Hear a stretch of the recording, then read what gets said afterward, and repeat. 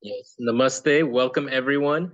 Thank you for joining today's webinar on, we're titling The Introduction to the Dasha Shanti Mantras with Dr. Venkatraman Swaminathan. And so in this webinar, we're going to give a brief introduction to the Dasha Shanti Mantras from the Rig Veda, the Krishna Yajurveda, Shukla Yajurveda, the Samaveda, and the Atharva Veda. So these verses, the Dasha Shanti Mantras, reveal the purpose of the Vedas and beautifully unfold the one absolute reality which represents the existence principle, knowledge principle, and the self-sufficiency principle. The verses are traditionally chanted before the study of the 10 popular Upanishads of the Vedas, and Adi Shankara's commentaries on the Upanishads often include these Shanti mantras. Students of Vedanta also chant these mantras as part of their daily prayers.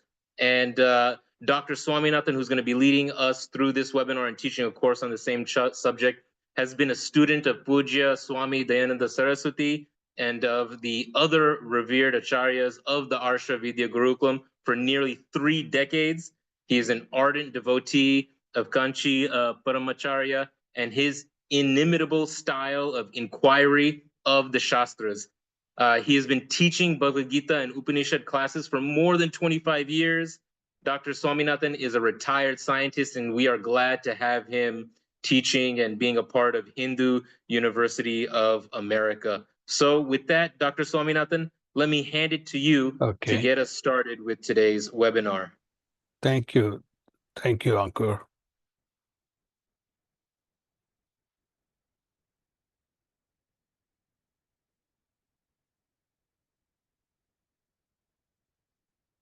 Welcome you all. Thanks for taking this time on a Saturday to be with us on this webinar, which is an introduction to the Dasha Shanti Mantras. So I will begin with a prayer, then we will dive into the subject matter and see how it goes.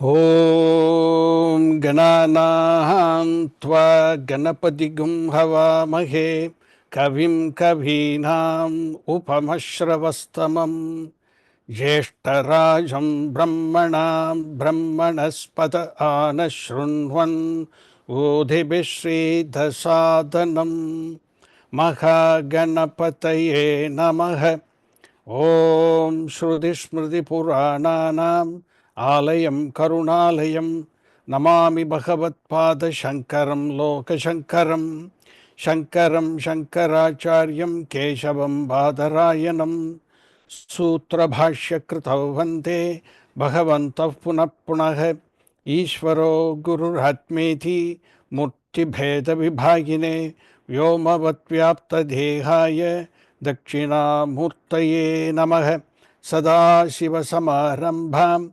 Shankaracharya-madhyamam Asmadacharya-priyantam Vande Guru-paramparam. Om Sahana-bhavatu Sahana-bhunaktu Sahaviryam Karavavahai Tejasvinavadhitamastu Ma Vidvishavahai. Om Shanti Shanti Shanti. Again, greetings to you all. So in the Vedic tradition, when we say a pataha, pataha means a lesson. And we have the word patashala, where one goes to learn the patha. There are 2 components to that word. Both components are denoted by that single term, pataha. The learning of the lesson, vidhina Vedasya Abhyasanam. Learning the Vedas according to the proper method. So that is the Adhyayanam of the Veda. Learning the Vedas. And there are rules and regulations that need to be followed. So that learning according to the prescribed methods, vidhina, by the methods that are prescribed. So that is called patha. Then the word patha also refers to the teaching of the Vedas. Sishyanam adhyapanam. Adhyapanam means teaching. Adhyayanam means learning. Adhyapanam means teaching. Teaching the Vedas is also referred to by the same word, patha. The word patha refers to both the learning as well as the teaching, which takes place in a pathashala. Now, when we learn a lesson, when we go to a gurukulam in the Vedic tradition, even now it is applicable. When we go to a place to learn with an intention of learning, then there can be many obstacles that will come in the way. One important or a serious obstacle, if you may, is an obstacle which comes in the way of disturbing the calmness of the mind, the readiness of the mind. Whatever be the reasons for it, if the mind is disturbed, restless, anguished, then that mind is not available for learning. So naturally, to get the mind ready, even though maybe for that period of time one going to school to learn something, even for that time, even if it is limited for that time, you want a mind that is available for learning, and so you make a prayer to ward off these obstacles. So you recite a prayer for the removal of that obstacle, that is Shanti Patha. Shanti means Ubadrava Nivarane. Ubadrava means a disturbance or an obstacle. So for the freedom from the obstacles that will disturb the mind, and second, ensuring the availability of the mind for the learning, there is a Shanti Patha. So reciting a Shanti mantra, that is the Shanti Patha, is reciting a Shanti mantra as an invocatory prayer to remove the obstacles in learning. For example, this prayer that I recited in the beginning is one of the Shanti mantras. So there is a mantra, and that mantra is chanted or recited and concludes with the prayer for Shanti.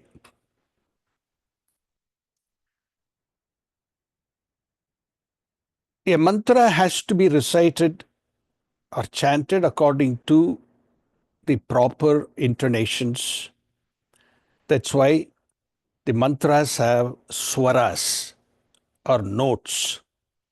You see these marks on top of these letters here, or marks above, marks below an hyphen,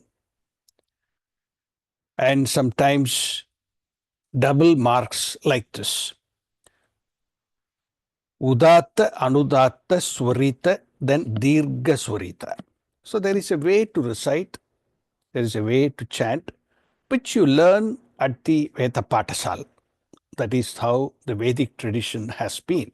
A oral tradition, the teacher recites, the student repeats what he recites 2 times, one time to understand what he is teaching, and the second time repeating it is to hold that line in the mind. But not only the student should have a mind that is rest free, it is free from restlessness to listen to grasp what is being taught, then it should also have the capacity to hold that idea, because there is no written document in the Vedic times, it's all oral tradition. So you have to retain it in the mind. So not only you need to grasp, but also the retention of what you grasped is important. You have to have grahya shakti, the power to absorb. Then most importantly, one needs medha shakti, to hold that line. So therefore, to achieve these twofold purpose, to understand and to hold, you recite at the end of this prayer, Om Shanti Shanti Shantihi. Here also, just let me take a minute to explain how it should be chanted. You have to pay attention to all the letters in the mantra. Shantihi, there is a visarga. Shantihi, there is a visarga. Then Shantihi, again there is a visarga. Visarga is this colon.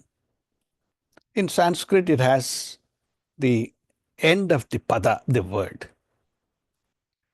So when you chant them together, you have to worry about this visarga also. You can't just skip it. For example, you can't chant Shanti, Shanti, Shantihi. Iti you can't recite. That Usarga has to be included. But when you chant the two words together, because of the presence of the Visarga, there is a Sandhi, a conjoining of the letters. So the proper way, and there are rules, grammar rules, Shantish, Shantish, Shantihi. That is the correct way. Then you have to follow these lines below this, the takara, the T here, and the line above the takara here. So you have to lower the swara. The intonation has to be lower in these two letters, and the intonation has to be higher, a higher note for the culmination. So you should say, Om Shanti Shanti Shantihi. Like this you chant. So there is a way to chant all this properly. So this is the prayer for Shanti, to ward off those obstacles. And this is a mantra. So you chant the mantra with the Shanti for the purposes, twofold purposes of grasping, grahya shakti, and medha shakti, to hold what you grasped. Om Shantihi, Shantihi, Shantihi, or Shantish, Shantish, Shantihi, like this. We chant Shanti 3 times. But it is not that. There are 3 types of Shanti. Shanti means calmness. Sometimes we put peace. So it's not that people will translate Om, peace, peace, peace, like this. It's not that there are 3 types of peace. It's only one peace, one calmness. But why then 3 times we chant it, or why do we utter that word 3 times? It's because there are 3 types of problems that can deny the Shanti, that can stand in the way of that calmness, that preparedness, the availability of the mind. So there are threefold disturbances that can affect the Shanti. So that's why you say 3 times. So what are these threefold disturbances? There is a disturbance called Adhyatmika Pratibandha. Pratibandha means an abstraction. Adhyatmika Pratibandha, I will explain it in the next slide. Adi Bhautika Pratibandha, Adi Deivika Pratibandha. There are 3 types of pratibandhas, obstacles or disturbances that come in the way of disturbing Shanti. Adhyatmika pratibandha means there can be problems that are centered on oneself. You know, you go to a class to learn, but then you have a headache or something you ate the previous night, so there are indigestion, some churning in the stomach, or something are connected with the body. So anything that is connected to yourself, centered on you, that could be the cause of the problem for making the mind restless and not available for the teaching. The teacher is teaching, but your attention is not on the teaching. So Adhyatmika Pratibandha. Then there can be Adhibhautika. Adhibhautika means problems that arise from beings and situations around us. There could be in a classroom, but next there is a big construction. A bulldozer is working, or somebody is digging the ground, or there is a lot of loud music, or there are some people having a party or whatever. There could be unconducive situations that are brought about by beings and events that are around you. So that is Adhibhautika. A third type of disturbance is called Adidevika, that is problems that arise from forces over which you have no control, natural disasters. There could be an earthquake, there could be a tornado, there could be a fire, whatever, various kinds of problems due to natural forces over which you have no control. So there are threefold disturbances: Adhyatmika, Adhibhautika, and Adidevika. And for this reason, to ward off these obstacles from your way, to remove them from your way, you recite 3 times the word Shanti. Om Shanti, Shanti, Shanti. Now, in the Sagana Bhavatu mantra that I showed you as an example, there is the mantra followed by Om Shanti, Shanti, Shanti. Specific prayers in the Vedas are the Shanti mantras. There are very specific prayers. And these prayers are connected with the Upanishads, particularly of the respective Vedas. What are these Upanishads? Upanishad means Vedanta. Vedanta means self-knowledge, to know about yourself. In the Vedantic outlook of life, we worry about 3 things. It's a triangle. There are 3 things on the corners of the triangle, the triad. We as an individual, that name is Jiva, or we can say Atma. Atma, the self, the individual. The individual interacts with a world, perceives a world and interacts with that world. All life is nothing but the interaction of the individual with the world that one perceives. The world is called Jagat. Then the Jagat is something that was there when you came into the world. You don't have anything to contribute to the Jagat. It was not your creation. It was already there when you arrived. And it seems like it is put together intelligently.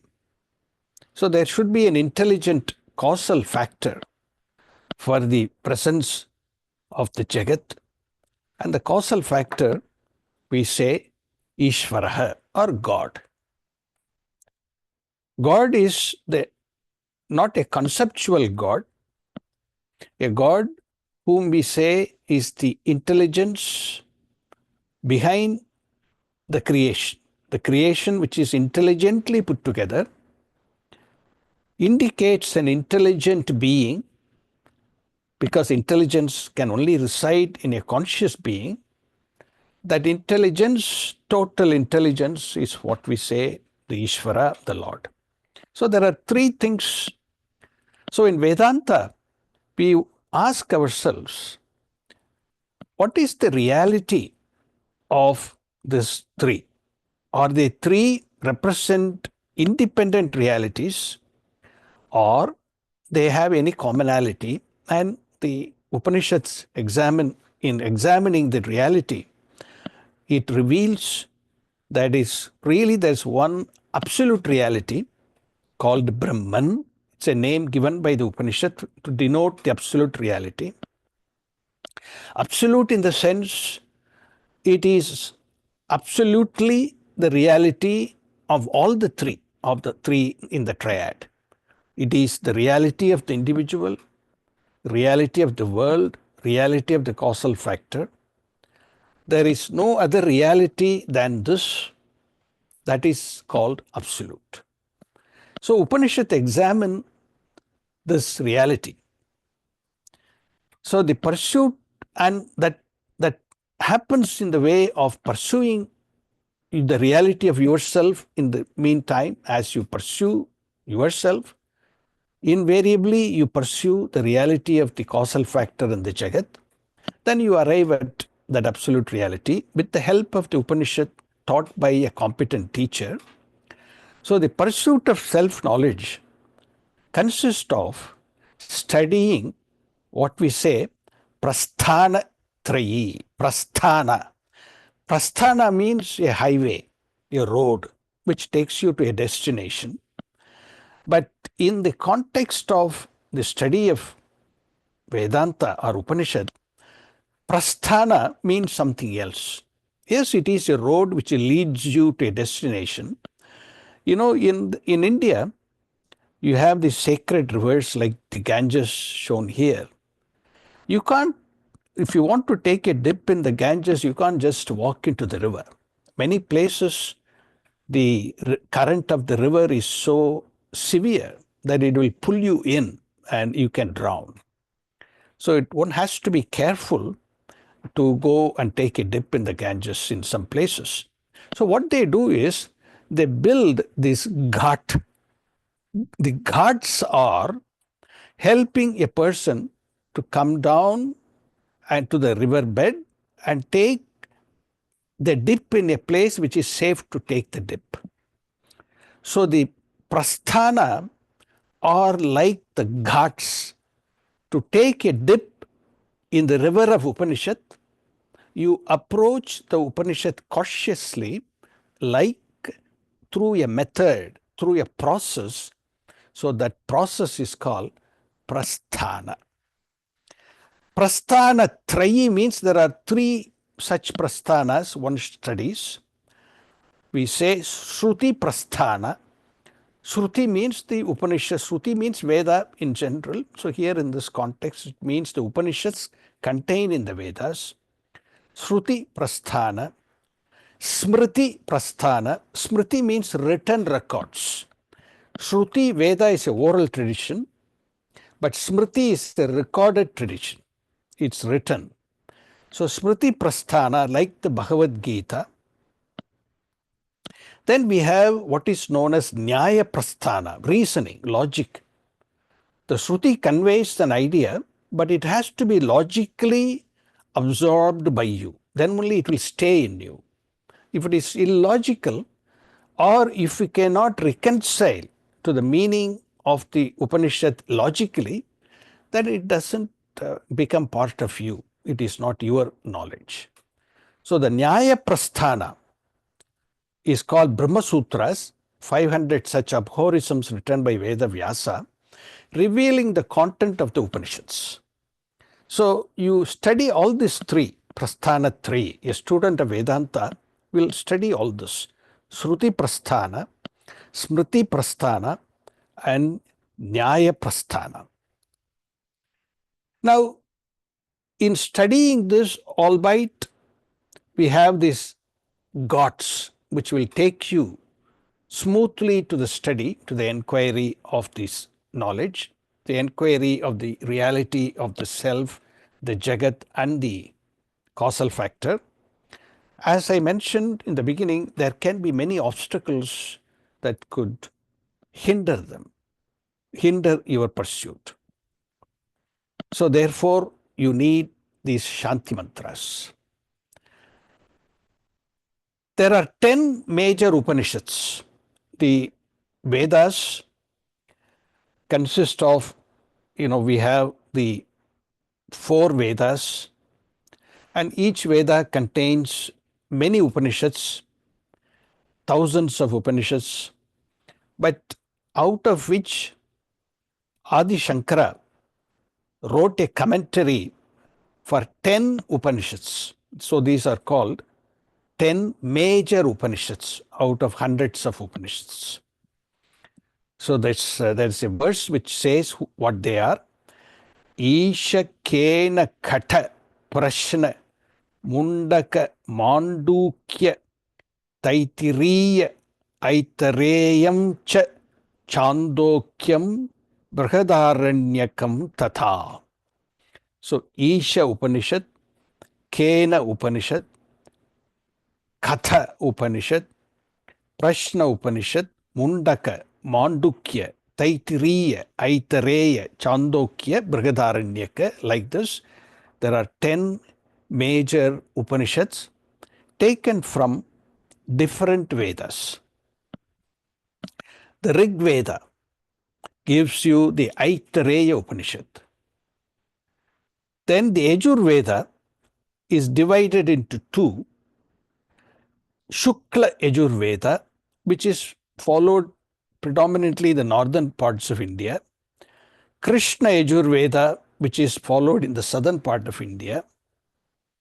Sometimes referred to as Shukla means white, so white Yajur Veda. Krishna means black, black Yajur Veda iti. The Shukla Yajur Veda has 2 Upanishads of the principal 10, Ishavasya and Brihadaranyaka. Krishna Yajurveda has Kathopanishad and Taittiriya Upanishad. Shama Veda has Keno Upanishad and Chandokya Upanishad. Atharva Veda, Prashno Upanishad, Mundaka Upanishad, Mandukya Upanishad. So 3 Upanishads are from the Atharva, 3 of the 10 are from the Atharva Veda. Now there are numbers indicated in parentheses. These numbers indicate the count of the Shanti Mantras that are associated with these Upanishads. So, for example, the Aitareya has 2 Shanti Mantras. The Shukla Yajurveda has 1. Krishna Yajurveda has 5 Shanti Mantras. Samaveda has 1. Atharva Veda has 1.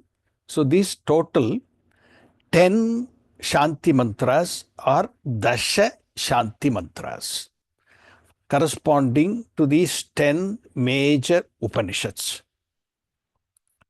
So the Dasha Shanti Mantras corresponding to these 10 Upanishads is what we will be studying in the course.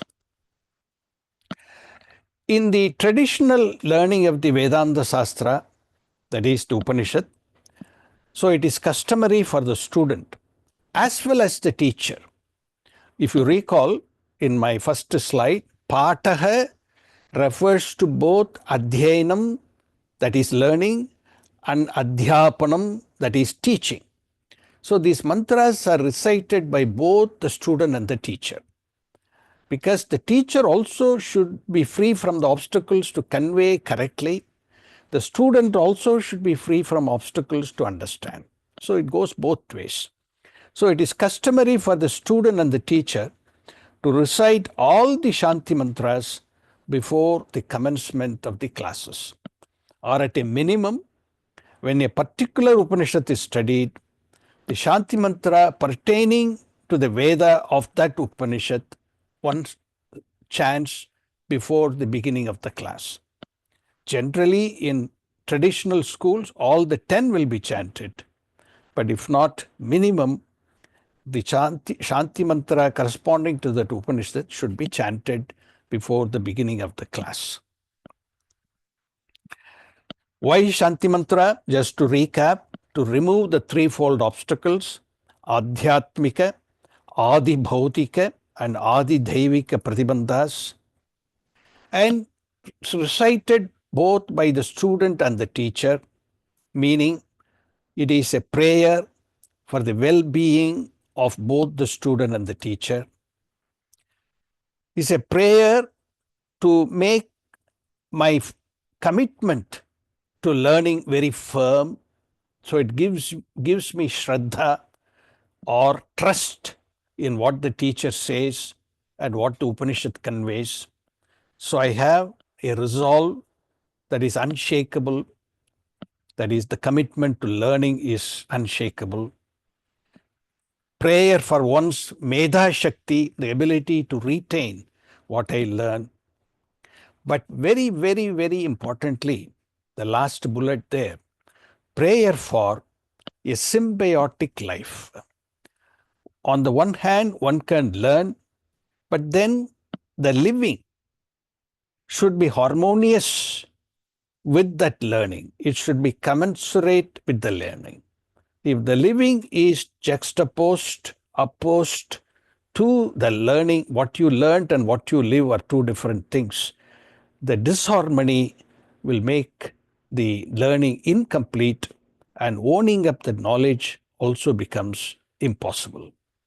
So not only you pray for all these other things, you pray for a symbiotic life. Now, what I mean by a symbiotic life, in the triangle diagram that I showed you, on the one corner we have the individual, the self, the Atma.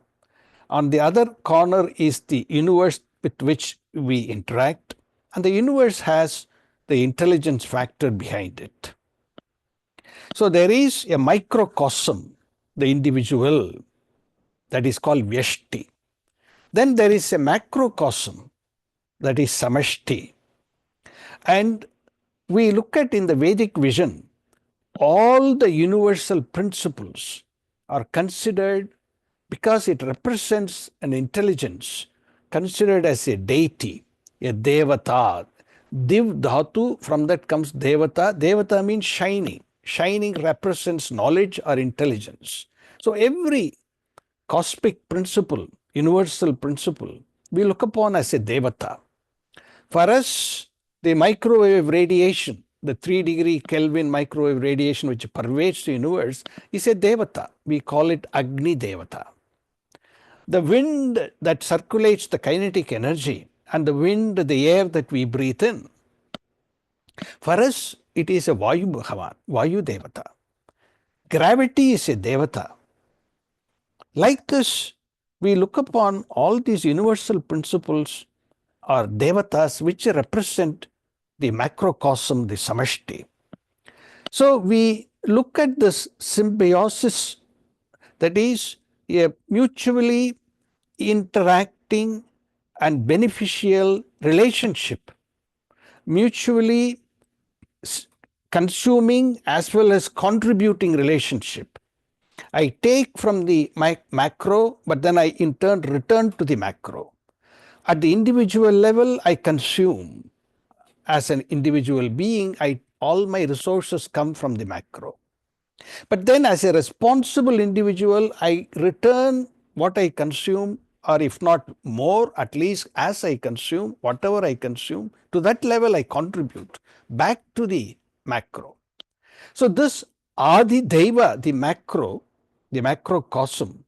and Adhyatma, the microcosm, micro and macro have to live together in harmony. There should be a harmonious blend of these two. There not only just be simply consumption, but there should also be contribution for the welfare of the whole. So this is the Vedic vision. Every Vedic prayer, with no exception, every Vedic prayer, there is no individual Vedic prayer. Individual prayers are all came later. Then we ask for this, hey, give me this, give me that. All the Vedic prayers are macrocosmic prayers, meaning I relate to the macrocosm for the welfare of all, not just myself. Shreyo bhuyat sakala jananam. Let Shreyas, let well-being be there for the entire creation. That is the Vedic vision. And that Vedic vision is so beautifully inscribed in the Shanti Mantras. So we have a microcosm, these little circles, because our jurisdiction is enclosed in a small space. Our authority is within a small space. But then we interact not only with the other microcosm, but we interact with the macrocosmic order. So we need to recognize the symbiotic relationship between the two, and that expression of that recognition, the expression of the symbiotic relationship is the prayer, is in the form of a prayer. And that prayer, from this I gather this knowledge of this symbiosis between these two, the interdependence of these two, and that knowledge should give rise a value for me, which we call Dharma. I should value that. I should value that relationship based on that knowledge.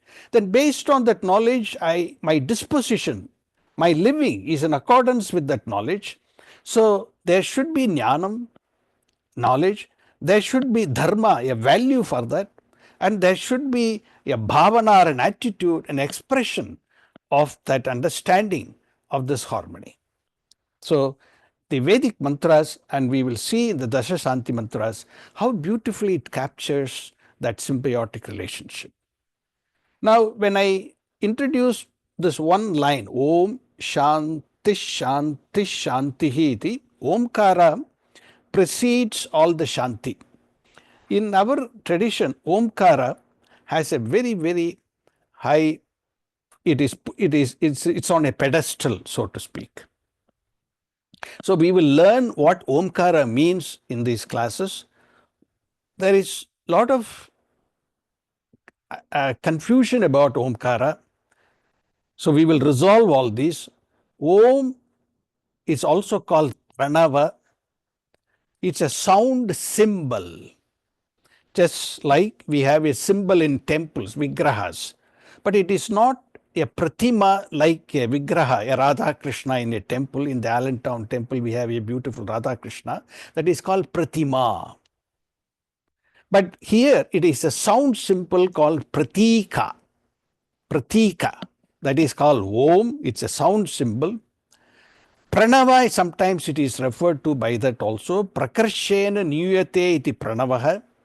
That which is specifically called the Vedas, the Shruti, Vedas, they declare, they give a name to this causal factor, this absolute reality. They give a name. They say that absolute reality is Om. It is referred to as Brahman as if it has another name. It says, let us call that Brahman as Om. Om iti Brahma. That is a Veda Vakya. The Vedas give the name. That giving the special name is called Pranava. So Pranava stands for Om. Om stands for Brahman, the reality, or from some context this causal factor. So we will understand, we will pursue the meaning of the Om. We'll understand it correctly. Om is parsed in three ways. There is a linguistic meaning to Om. There is a phonetic meaning to Om. There is a scriptural meaning to Om. Om is a linguistic, the word, that syllable Om is derived linguistically, composing of three letters, Akara, Ukara and Makara.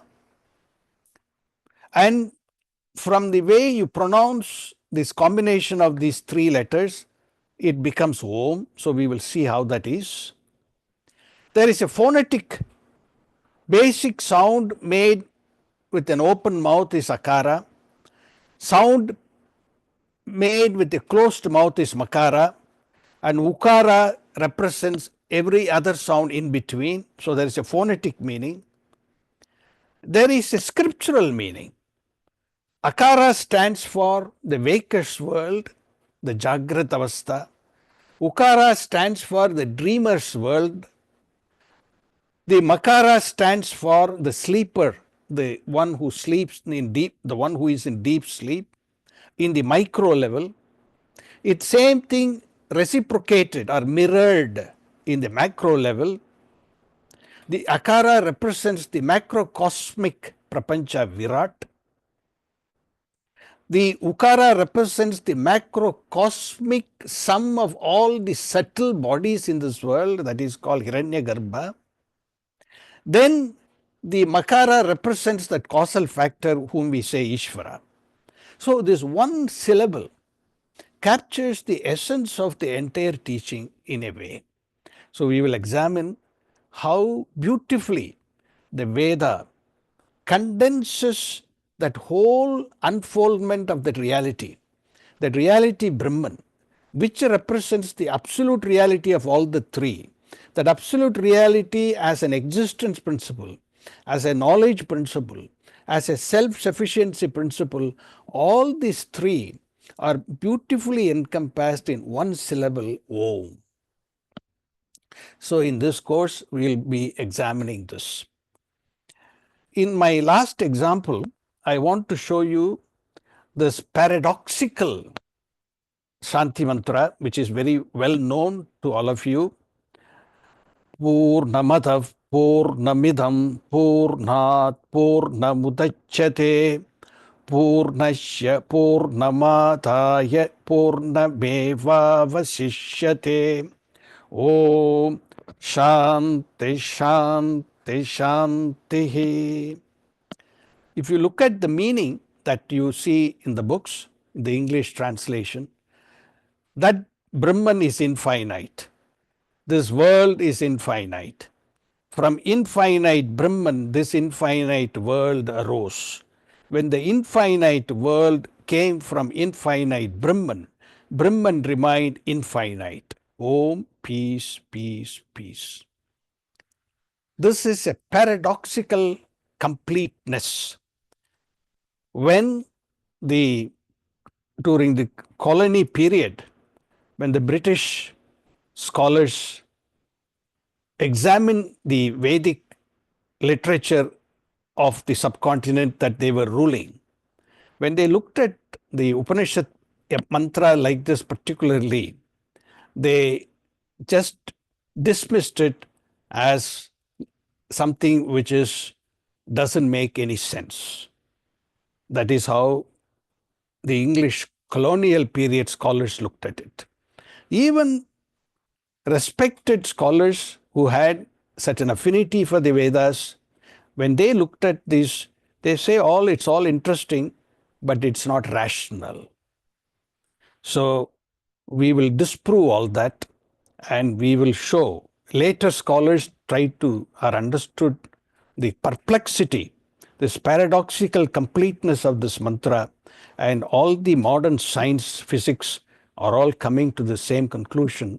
So we will unfold this most important mantra from the Shukla Yajurveda, which represents, again, like Om, it represents the completeness of the absolute reality, which we will unfold in the in the course during the lessons. So to understand the Dasha Shanti Mantras, particularly the one that I showed you the last slide, Purnamada's mantra, a very serious inquiry is required. It's not simply read a translation. Adi Shankara, I mentioned before, belonging to perhaps the 8th century Common Era, he wrote commentaries, detailed commentaries on those 10 major Upanishads, but his commentaries also included the Shanti Mantras. He didn't dismiss them as simply a Shanti Mantra. He wrote profound commentaries on those Shanti Mantras. So we will be studying the Shanti Mantras with this commentary. So we will understand it correctly. For the entire Veda, all the 4 Vedas, including the Shukla Yajurveda, we say 4, but the Yajurveda has 2, as I mentioned, Shukla and Krishna. So I say 5 Vedas just for the sake of argument. For the entire Vedas, Shainacharya of the 14th century wrote a bhashya or a commentary. And in writing the Veda bhashya, naturally these Vedic Shanti Mantras are also included. Then there are other secondary commentaries as well. There's one Mani Prabha commentary. So we will be using Shankara Bhashyam, Shainacharya Bhashyam, Mani Prabha commentary, which will help us to glean the enriched meanings of the Shanti Mantras, not simple a gloss over meaning, like we saw the English translation of the Purnamada mantra. So in this course, we will learn these mantras and their meanings. Chanting is not part of this class, but I will provide you the references where you can listen at least to the chanting by Vedikas who have learnt Vedas, and so their pronunciation will be perfect. Intonations with the swaras will be clear. So you can learn through those subsidiary tools, but in the class itself, the aim is not to chant and make you chant. We will just learn the meaning of the mantras. We will look at them with the bhashyas and the commentaries. So we will develop a plan which will hopefully, understanding the Dasha Shanti Mantras, which are introduction to the Upanishad, a student will be able to develop a structured study of the Upanishads. So only class notes will be the teaching material, no prerequisite. If you have exposure to Vedanta Shastra and ability to read Sanskrit, it will be helpful. Usually these Hindu University classes are 90 minutes class per week, and I will devote enough time, 15 minutes for Q&A at the end of the class, each class. So you are welcome to participate and question at the classes. The Vedika Shanti Mantraha, it is a Sanskrit text. All the 10 Shanti Mantras are collected in a book form with the commentaries of Shankara, Shainacharya and Mani Prabha commentaries. It available in the Arshavidya bookstore, Arshavidya Peetham in Saylorsburg, Pennsylvania, arshavidya.org. You can also talk to them and get a copy of this. This is entirely in Devanagari, so there is no English translation. There is a book called Purna Vidya that is also available in the Arshavidya bookstore, which will give the mantras and the word by word meaning in English and also a summary English translation. And that will be very helpful also. But I will be giving all this in my lecture notes. So you don't need to separately buy the book, but if you buy, it is well and good. So with this, I conclude. So thank you all for taking your precious time on Saturday to participate in this webinar. And I'll be happy to answer if you have any questions relevant to the class that I'm going to teach. Wonderful. Thank you so much. That was a great introduction and overview. I've dropped some details in the chat. You can click the link. It's going to be on Mondays, this course, starting April 14th at 8 p.m. Eastern. If you have a few questions, please put them in the Q&A box. Let me launch the poll. Just let us know if you're interested in enrolling in the course. Also drop a link to the arshavidya.org in the chat. And let's see, what questions do we have? We have from Krishna Goda. He's writing, respected honorable sir, rich poor is socially constructed. So when one says I am poor or rich, one imposes a socially constructed label or identity on oneself. Then he cites the Brihadaranyaka Upanishad that I am Brahman, allow us to drop all labels.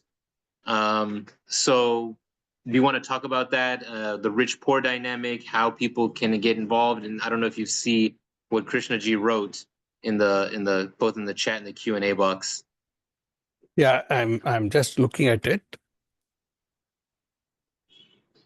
I just for clarification, it is written at the end. There are written and said. I assume it's a typo. Said in sacred in Hindu Upanishad scriptures. Are these correct? What do you mean by what is? What do you think? What are you referring to as what is said? You are talking about that the Brihadaranyaka, that mantra 1410, that Kandika, it's which talks about Aham Brahmasmi, the Mahavakya, that is that Kandika. Neti Neti is the method to arrive at the absolute reality. Yes, these are all very clearly stated in the Upanishads. So if one understands this, all these divisions, social, political, economic, all those divisions, what we say are mithya, not real. Yes, you can say it is constructed by socio-economic political considerations, but they could be serving certain empirical vyavahara. For transactional purposes, you need some classifications, you need some stratification. But in reality, that's not true. So that is what one need to understand. Then one should look at everything as equal and then look at the symbiotic relationship between the micro and the macro.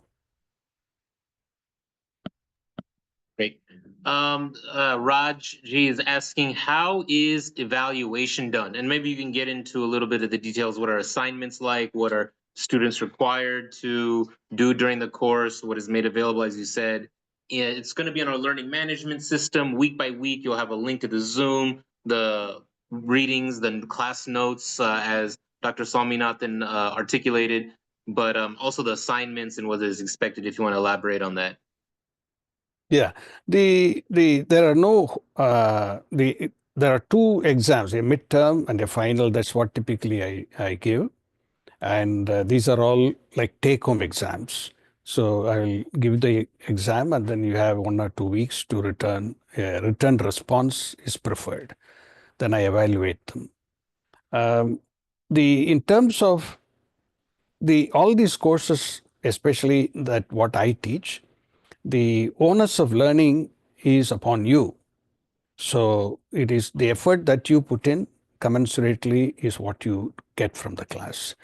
But the Q&A, I encourage participation. So if you have any questions, any doubts, you can get them cleared. But the aim to give these exams is only for you to help sort of collect your thoughts and write it out. So that way you will know where your understanding is, not necessarily to evaluate you, because here there's no purpose in evaluation. It is, we are trying to know the self. So how do I evaluate that? So only you can evaluate. But the exams only help you to put your thoughts on paper, and in that process you will discover how much you understand. Wonderful. Hope that is, yeah. Yeah, but this course does count towards the certificate program in Hindu studies. So while it is about self-knowledge and realization, it does play into the broader purpose of Hindu University of America. Professor Goel from Kurukshetra, thank you for joining. Always reminds me I need to follow up. Dilipji from Maryland, thank you for joining. Narendra Kumar Kaushikji from Bhopal, India. Glad to have you on. We have couple more questions. Let's see what people are adding. So this course in particular is a $200 course. It's going to start on April 14th, as I put in the chat. And, you know, Santoshji, we don't want people to join courses in progress, right? We have a quarter system. Courses start at a time, they end at a time. We want people to join in synchronous learning. but all courses are recorded. So if you miss a class, you can catch up on the recording. So in that way, we are really trying to develop the Guru Shiksha relationship, as opposed to watching a video and learning a la carte. So that's part of what we're doing here at Hindu University of America. Santoshi, thank you for your question. VJG says, thank you very much, sir. It was a flawless explanation and nicely organized content, sir. I agree. Thank you, thank you. I'll drop the details of the cost again, $200 starting April 14th, going until June 23rd, 8 p.m. Eastern time on Mondays, about an hour and a half, 8 p.m. to 9:30 Eastern. So I'll drop that in the chat one more time. And also we'll send an email to everyone with these details. You'll be able to review the whole recording again, share it, and of course, we'll be there to answer any further questions you have. Pratibhaji, is this your first webinar? Glad that you joined us for a first webinar. They're asking, is there a specific Bhagwan related to Om? I read Ganesha, sometimes Lord Shiva, or is it just complete Bhagwan as one power? So that was amazing how you elaborated on Om and how it encompasses so much. I think you could do a whole course on that, but if you want to elaborate a little bit more. Yeah, it's not really referring to any specific Saguna Brahman. Saguna Brahman is like what you listed, like Ganesha, Shiva, Krishna, or whatever. It is not referring to any in particular. It is representing, the Shruti gives that name to that absolute reality which we say Brahman. So Brahman means limitless, absolute. So then I want to have a name for it. The Upanishads gives the name, like you name a child, it gives a name. Let's call it Om. So Om represents that absolute reality. Now, with that, having said that, representing that absolute reality, you can look upon that as Ishvara. Ishvara being the causal factor, not one particular Ishvara. As you said, the total, you can say the total power or whatever. But it is that the intelligent being which is responsible for the intelligently put together creation. So you can look upon Om in that way. But then for your upasanas, your prayers, if you want to superimpose like a Ganesha and Om, you are welcome to do that. The Shastra allows that. But what I want to say is it is a sound symbol. It's not a pratima. So therefore, a pratima like a Ganesha, there is a pratima, you can worship that pratima. This being a sound symbol, if you again bring that connotation of an anthropomorphic form into it, then the purpose gets diluted. So you may not do that, but if you do that, there's no harm. But you should look upon this as a sound symbol which represents the reality. Great, great. I'm going to drop a link to the scholarship page. If people are having financial constraints, you can fill out that scholarship, especially if you are in a different part of the world where the conversion doesn't work out so well. We are happy to try and help folks enroll in courses. Krishna Ji says, I was fortunate to take a course under Dr. Swaminathan Ji. They are looking forward to this one. If you want to give a quick testimonial, raise your hand. Let me know in the chat, and I can give you a minute or two to share your experience. And then I'm going to drop a link into the chat about our certificate program in Hindu studies. So we have a 24 credit program, a certificate program in Hindu studies that is designed to give you clarity and confidence as a Hindu. And you can have, there's some core requirements, there's some elective, and it comes together to give you a strong foundation in Hindu studies. And you can focus a little bit on yoga or Ayurveda or Upanishads or Vedas or whatever part of the Hindu knowledge systems that you want to. But it is a really nice program. You get to understand and communicate with the whole Hindu University team, learn from different faculty like Dr. Swaminathan.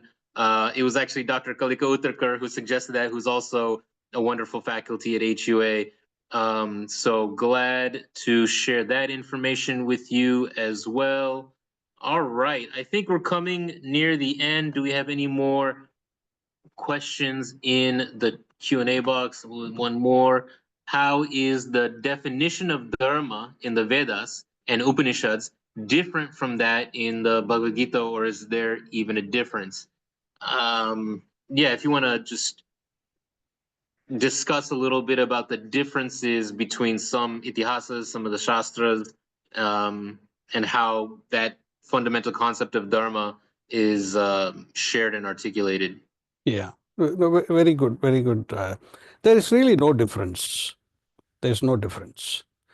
You know, astonishingly, this is what I would say from my perspective. It's so astonishing that the Vedas are written over different periods of time. Not all of them were written at the same, or not all of them were revealed. We don't look at it as a written book. It's a revealed knowledge. Not all of them were revealed, obviously, at the same time. Each must have been at different rishis, different acharyas to whom this knowledge was revealed knowledge.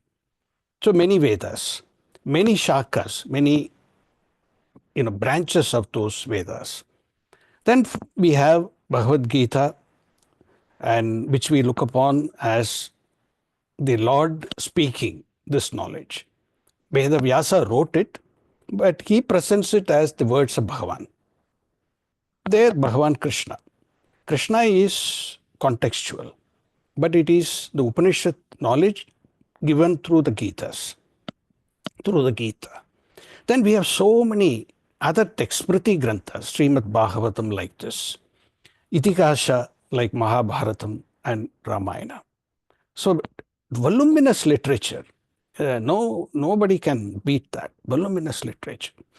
However, all of them proclaim one idea: the universality, the absoluteness, the completeness, and the symbiotic relationship that the person should have while living, while you aspire and you are in fact that absolute reality which you discover.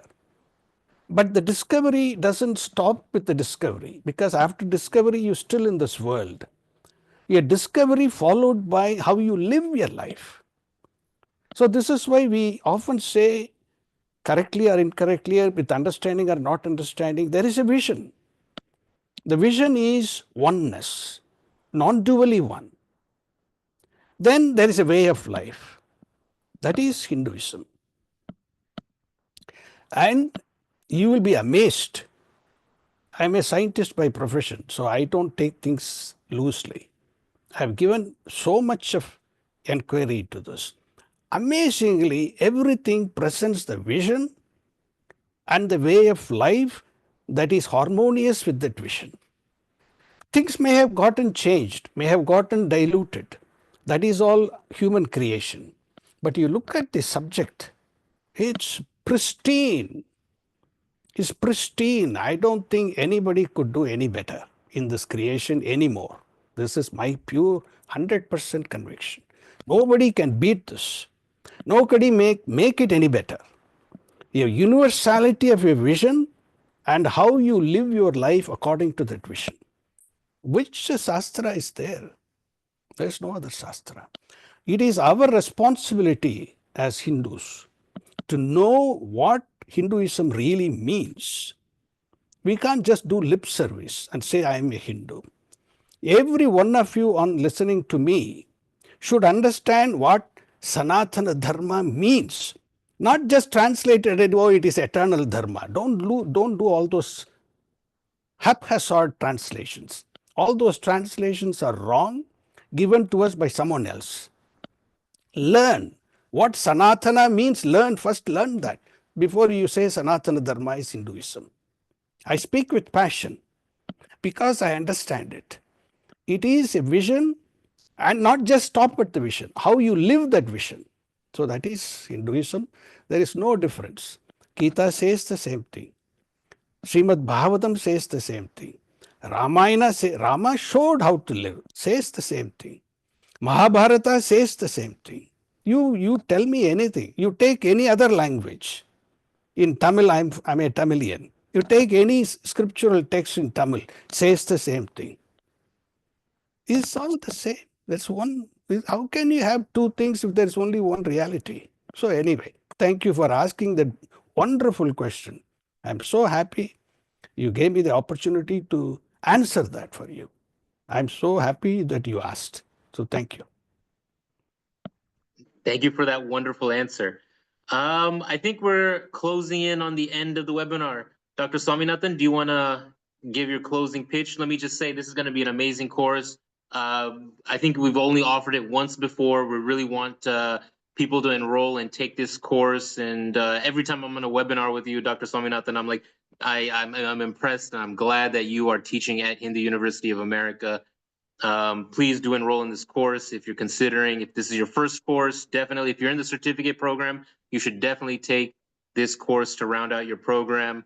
Dr. Swaminathan, I'll hand it to you to give your closing thoughts, and if you want to end on a mantra or however you would like to end, please.